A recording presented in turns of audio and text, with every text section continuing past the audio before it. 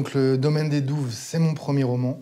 C'est l'histoire de Clovis. C'est un jeune homme de son temps qui vit dans le présent, qui aime pas, qui évite même de ressasser le passé, mais qui un jour va se trouver rattrapé par celui-ci lorsqu'un commissaire de police va l'appeler pour lui annoncer que la demeure dans laquelle il a passé toute sa jeunesse, donc le domaine des Douves, a pris feu, est tombé en cendres suite à un incendie, et surtout qu'on y a retrouvé le corps d'une personne qui est probablement sa grand-mère, puisqu'elle était la seule résidente à y rester.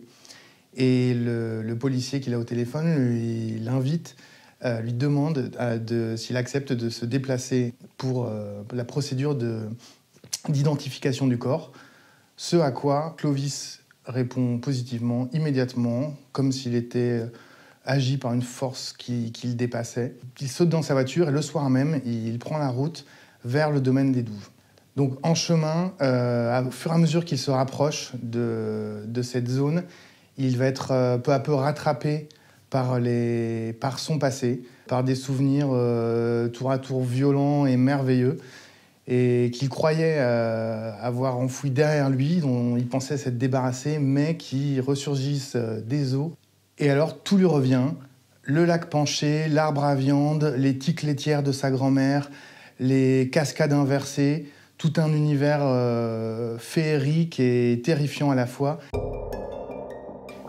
Partout, la végétation gagne du terrain. Difficile de reconnaître la géographie de mon enfance, tant la nature exulte. Le bosquet d'acacias semble avoir triplé de volume. Les pentes conduisant à la rivière sont devenues une jungle informe. Les cabanons sont mangés par une mousse roussâtre qui a l'air d'ondoyer. Qui pourrait soupçonner qu'à la place de ces chardonnières, il y a 20 ans, poussaient des roses d'Égypte? Que des soirées dansantes étaient organisées dans cette petite clairière qui, aujourd'hui, brouille de pucerons gros comme des molaires. Une civilisation morte gît là, sous les orties et la lavande sauvage. J'ai l'impression d'être un fantôme.